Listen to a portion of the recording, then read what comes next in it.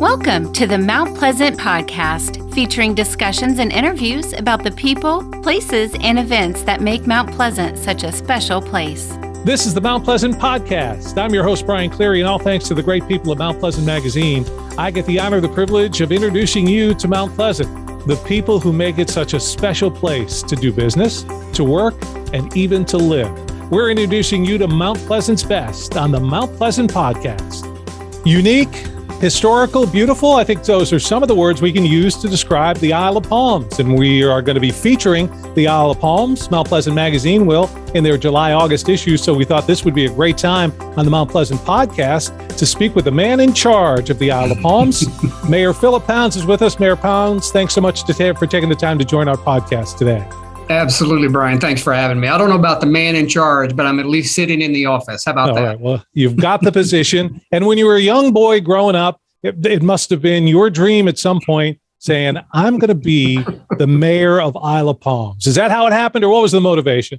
Yeah, pretty close to that. I can assure you, when I was making my list for post-retirement life, political career was nowhere on it, for sure.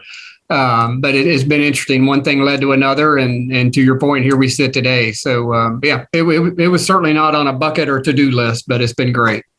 Well, what was it that made you to say, you know what, I think I can help. Let me run and perhaps become the mayor of the Isle of Palms? Yeah. So, Brian, I started on the planning commission for the Isle of Palms before I had retired. So maybe 2016, 2017, somewhere in there. And that was kind of a nice entree into, the bigger picture, the strategic issues that are going on the island. You were able to kind of work behind the scenes on pretty large scale projects like drainage or sewer or whatever. And it was just kind of a nice taste, quite honestly, of what went on in the city. We were in Charlotte for about 25 years, and I don't know that I could have told you who the mayor was of our little town. So my involvement was, pretty slack. But, so the planning commission kind of lit a fuse, so to speak, and wound up running for council in 2018, I guess it was. So was on council a couple of years before becoming mayor. And it's been interesting, Brian, the whole skill set, from my financial career, there's a lot of pieces of it that transfer over that I would not have, known that without living it for a little while now. But so it's been a good transition from, a long-term financial services career to, seeing how you can give back to the community and help out. So, Mayor Pounds, you've been a full-time resident on the Isle of Palms since 2015. You just told us in Charlotte before that. Before we get into any issues or something, let's get introduced to you. You grew up where? Can you tell us a little bit about your family? Sure. Born in Texas, grew up mainly in Louisiana, kind of northwest corner of Louisiana, and then wound up in Charlotte, in financial services career for 30 plus years. In what started out as First Union became Wells Fargo at the end of the day. I sat in the same seat, but they kept changing the colors on the front of the building. So my wife also just recently retired and, is taking up golf and pickleball and all the requisite pieces that you're supposed to do. We're hopefully going to be able to travel a little bit, but we've got 3 kiddos and one just recently got married and 1 grandson. So everybody's kind of spread out a little bit.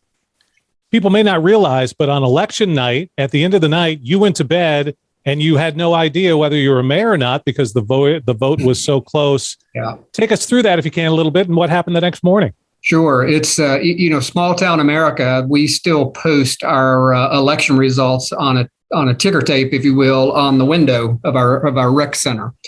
So me and the other candidate were there together with our spouses and a couple of reporters and, all doing the math and trying to figure out who won and what was what. And it was interesting, Brian, early on, it looked like my opponent had won and we had had a nice big hug and congratulations to each other.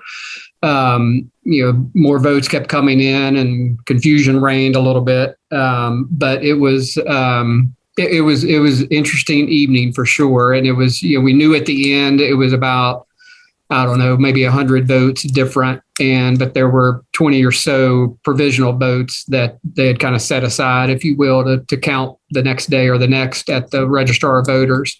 So I guess it was, election was on a Tuesday. It was a Thursday, actually, when, everything got certified and finalized. So an interesting 48 hours or so for sure. Podcast advertising is the new way to reach your best audience. Podcast advertising gives your business a voice of authority. Be heard. Advertise on one of our podcasts. Visit carolinapodcasts.com or call 843-345-7012. You're listening to the Mount Pleasant Podcast. Well, in these days in our nation of insurrections, election fraud, all that, hanging chads, whatever it is, can we look then? Can the country look at the Isle of Palms and say, look, we can have fair elections, and at the end of the day, we can shake hands and go home? I think all is well on the Isle of Palms. I think we're safe. And it was interesting, the Thursday when everything finally got certified, I was in front of City Hall and doing a couple of interviews with local TV stations, and my opponent saw me and came in, and it was a really great kind of ending to an interview. Had a nice big hug, and just our relationship's fine, and everything's good on the IOP, Brian. And it goes to show, if you don't believe it, every vote counts. This is Mount Pleasant Podcast. I'm Brian Cleary, and we're talking with the Isle of Palms Mayor Phillip Pounds. Now, Mayor Pounds, let's get to it. In these days of Republican, Democrat, left, right, liberal, conservatism, let me come lead at you with the important question: Clemson or South Carolina? Where are you? I went to a different color orange. My wife is a Clemson University graduate, so I have fully jumped on the bandwagon. I went to University of Texas, so I've got a little bit different shade, but I'm fully on the Tiger bandwagon now. I was going to say Louisiana. You could say Tiger and then be covered either way. Good point. That's fair. Well, you have a unique situation here on the Isle of Palms, at least in terms of mayors, because if we talk to, say, Mayor Rainwater in Hanahan, nobody would be from Somerville saying, hey, I've got a problem with parking in your town. But obviously the Isle of Palms is a little more unique with the beaches that you have. So if you wouldn't mind, let's talk about that a little bit. And can you lead off with talking about it from the resident standpoint? Because I think maybe folks in Somerville, North Charleston, Mount Pleasant, they don't understand where the residents are coming from in terms of beach parking. Yeah, and I think that's a great way to segue into this topic. The island, obviously a great destination for anybody in the area, and beautiful beaches and nice wide beaches and plenty of room. Brian, from a resident standpoint, we offer about 1,700 parking spots, rough numbers, on the island, and about half of those are free and half of those are paid. You may know we have a big county park here on the island as well. That's a paid parking area, but it's got lifeguards and facilities, and right at our front beach area where there's a lot of restaurants and shops and such. So from a resident view, certainly welcoming of anybody that wants to come to the island and visit for a day, a week, a month, or whatever. But there is still a very large piece of the island that's residential, and that's what we try to protect from a parking standpoint and a flow standpoint. And that's why we've tried to put our free parking along Palm Boulevard, which has about 50 or so access points to make it easy for folks to get to the beach quicker. And that's why our free parking is along Palm. So from a resident standpoint, that's where we want to keep that parking and protect the neighborhood, so people aren't running up and down our residential streets that are 20 miles an hour and kids are playing and such. So that's kind of the view from the resident standpoint. And obviously you're the mayor of the Isle of Palms, so you're not necessarily concerned with somebody from Somerville, someone from Mount Pleasant, Goose Creek, but you're still welcoming to folks from all over the Low Country. So I guess in a way you can understand where they're coming from, but it's still the residents that are the people that you serve. Yeah, it is. And you're right. And again, we, part of our messaging has been, the state requires us to have so much parking based on mile of beach. And the Isle of Palms provides about 8 times the required amount of parking that the state, puts out there, which is great. But, unfortunately, the island doesn't grow.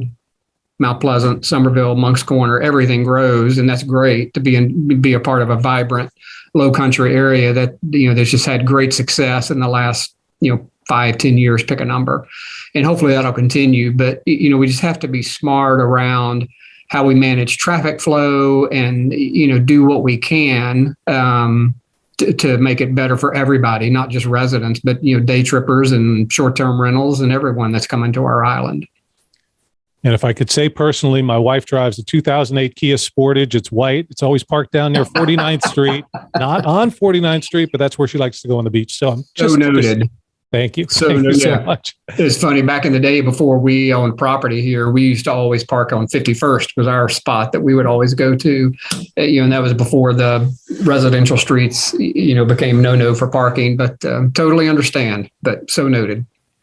So you've taken over as the mayor. You've been serving for a little bit. If you can maybe look to us and address the major problems, the issues that you're dealing with or that you see for the Isle of Palms right now. Yeah, and so it has been 5 months, Brian, so far. So a quick 5 months, but very busy 5 months as well. I started off, we get sworn in early January. So one of my first actions was to meet with your mayor as well as Sullivan's Island mayor, just to start getting in front of the summer rush, if you will, and whatever we could control to put projects or things or people or resources in place to try and get in front of that summer rush. It's not a surprise that Memorial Day shows up every year and that the crowd show up right about that same time. And there aren't a lot of things in our control, Brian, but I just felt it important. I had met Mayor Haney and I had met Mayor O'Neill before, but we didn't really have a relationship at that point. And, we both have sat down and broken bread a couple of times together and have had meetings in each other's offices, again, just trying to get in front of what we could. It's been a great partnership with those two so far, as well as the Folly Beach mayor. And then again, our work with the Department of Transportation has been good so far this year. And again, just trying to do whatever we could to make traffic flow better on or off the island. And again, to your earlier question, whether that be for residents or for day trippers or short-term rental folks, residents don't want to feel like they're trapped on weekends, even though most of us do our grocery shopping pretty early and kind of stay put for the most part. But you just learn when you can come and go on the island during the busy season for sure. So traffic was probably top of the list, quite honestly. If you've been to our marina, we've had a huge project there around our docks and a restaurant that just opened up a couple of weeks ago. That was a big focus to get that over the hump and get that done this year. So that's been the primary piece. Drainage is always, Brian, a big event on the island from when it happens, it's a big project and it costs a lot of money and it takes a lot of time. It's kind of been the other learning for me in the first 5 months. Used to the corporate world, things move pretty slow in the municipal world. But as long as we're trending in the right direction, as long as we're moving in the right direction, and doing the things that I feel like the residents want, then like I say, so far so good. But those are probably the biggest items that we've tried to tackle early on in these first 5 months. And we've talked a little bit about parking and traffic. You've gotten a little help from CARTA because, again, this summer we're looking forward to having that free beach shuttle. And I think, as the mayor and the police chief would probably agree, that's something that you hope people take advantage of. Absolutely. And we just did a press release today with Mike Seekings, chairman of CARTA, and town center folks to announce the timing, the shuttle, the route, the times of the routes and so forth. And you're right. We've really, last year was our first year. Ridership was okay, I would say. There's been a whole year's worth of promotion. The town center folks, Mount Pleasant, again, we've been great partners with Mayor Haney and everybody on the Mount Pleasant side. It's really been, financially, we're both chipping in to cover the cost of this CARTA bus ride. So it's been great. And again, I hope this year ridership will pick up. And to your point, if we have 300 people on it this summer, that's 300 cars that haven't come over here most likely, and try to find a parking spot and get frustrated. So hopefully it'll be better use. I know Mount Pleasant has also plugged into the VRBO world and hotels there to make people aware of it. So I'm hoping ridership will have a pretty good increase this year. This is the Mount Pleasant Podcast. I'm Brian Cleary, joined by the mayor of the Isle of Palms. Phillip Pounds joins us. The Isle of Palms is going to be featured in the upcoming July-August edition of Mount Pleasant Magazine. So, Mayor Pounds, you've got Texas, Louisiana, North Carolina in your background, Charlotte there. What was it that brought you to the Isle of Palms in the end? It's obvious. I mean, you come over the connector and it's a magical spot for sure. We vacationed here for probably 25 plus years. My wife, when she was at Clemson in their freshman year, they started a group coming here and they did it for about 30 years and mostly to the Isle of Palms. They bounced around a little bit, but this has been our vacation spot for sure. It's a quick trip from Charlotte. Never really thought we would have the opportunity to own property and much less make it a full-time home for us. But, recession happened in 07, 08 and was able to get a piece of property. And then my wife and I both wound up changing jobs and eventually retiring. And here we are 7 or 8 years later. So you mentioned the fact that you talked down 51st Street. So obviously you're a beach person, boogie board. You just lay on the beach? Do you ride the waves? What is it that the mayor does in terms of the Isle of Palms Beach? Depends on which part of the family's here with us. If it's just my wife and I, it is absolutely our haven from a reading or walking or hanging out standpoint. If the grandson's here, you're in the water kind of doing whatever needs to happen from a boogie board or going back and forth between the beach and the pool all day long. And somewhere along the snack shop as well. But if it's just my wife and I, it is very much a recluse, quiet, reading, walking spot for us. So as the mayor of Isle of Palms, you're the biggest cheerleader for the IOP as well. Tell me one or two things that people maybe don't realize about the Isle of Palms or things that you really would want to highlight in terms of, hey, here's a good reason why you want to visit and maybe even decide to live here. Yeah, I think it's it's a nice sized community, Brian. About 4,000 residents, give or take. Some really good restaurants on the island. A lot of folks, to your point, may come over and day trip, with their own cooler and just kind of be in and out. But some really good restaurants, some good options that are available here for sure. Again, the 7 miles of beach roughly that we have is you can't replace that anywhere. And that's the best part of the IOP to me. And speaking of restaurants, being from Louisiana, Texas, you've got some different culinary tastes that you've had. Is there good crawfish on the Isle of Palms? Where's your go-to place? It's funny you mentioned that because my wife and I, my wife was born in Texas, but she doesn't have a Louisiana connection. But we had not really found a Creole place anywhere around hardly. And it's funny, the mayor of Sullivan's, Pat O'Neill, is also from Louisiana. So he and I had compared notes one day. So we finally stumbled upon one in Park Circle that's really pretty darn good. Okay. And very authentic. On the island, crawfish is not a thing. Creole is not so much a thing, but there's plenty of other good options to take care of your need. I hope then shrimp has become a part of your diet since moving here. Absolutely. Shrimp and grits kind of becomes the bogey taste test just about anywhere you go. So here's something that you may want to avoid talking about it, which I would understand, but I kind of have to bring it up since it's been in the papers and stuff. But the secession effort on the Isle of Palms, seceding from the state of South Carolina. Care to comment on that at all? Yeah, the only comment I would have, in no way, shape, or form am I or the city involved. Brian, my focus has been on building relationships and making sure we have good collaboration with folks that we need, like Mount Pleasant, like Sullivan's, like Department of Transportation or other state legislators. To me, a stick is not necessarily the way to get things done, particularly in a municipal world where, things move pretty slow and it takes a lot of time to get things to happen.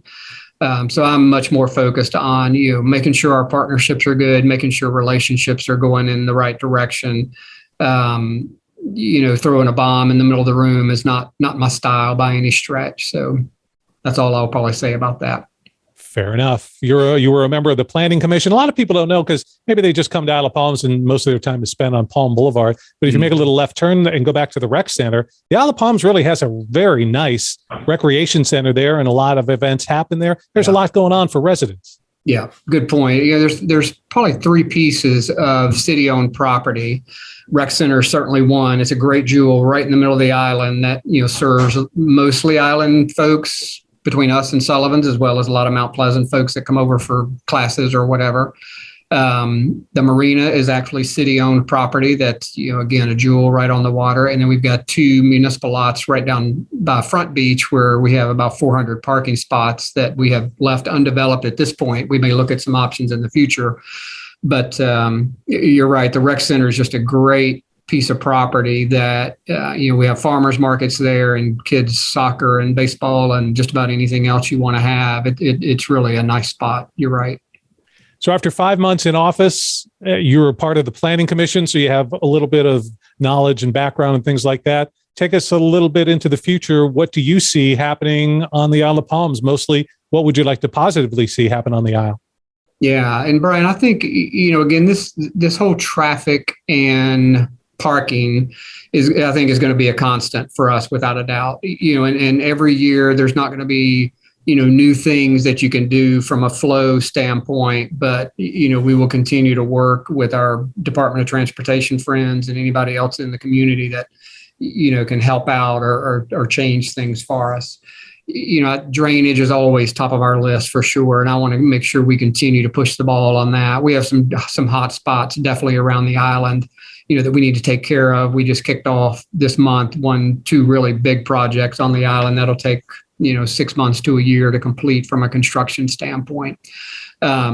So I want to make sure, I don't want to take my eye off the ball by any stretch, but, so some of the basic blocking and tackling like transportation flow and drainage, sewer is a big thing too on the island. I just want to make sure we can keep trending in the right direction and stay in front of what we can from a drainage standpoint.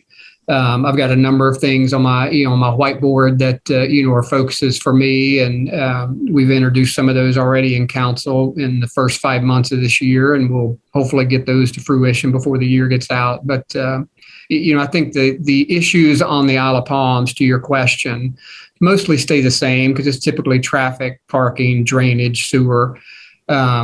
But you're just trying to be sure you can maintain that quality of life for our residents as well as our visitors, and that everybody can coexist in a great way. So Mayor Pounds, you mentioned the fact that you're retired and you'd like to get some travel time. I know the mayor's got to get a week, maybe 2 weeks vacation during the year. Maybe, if you were heading out somewhere, where would that be? We've had a couple of times scheduled, pre-COVID, to do a Greek Isle tour that we would still like to pull off at some point. My wife spent a fair amount, some of her growing up years in Luxembourg. So she's kind of been all over the place, but it was through the eyes of a teenager. So we've done, Italy and France and London and Ireland and Scotland, which has all been great. But, Spain's on the list, Portugal's on the list, and definitely the Greek Isle probably would be our next trip that we do out of the country. I don't know. I hear Orangeburg and Myrtle Beach are nice this time of year as well. Just throwing it out there. I'm with you. I hear you. I get it. Yeah. Mayor Phillip Pounds with the Isle of Palms. If a constituent is watching or listening to our podcast and would like to get a hold of you in some way or speak with you, what's the best way for them to do that? Best way to do that, I am in the office. I have stated office hours a couple of days a week. I'm usually here every day, but they can go on our website and find out exactly what those days are.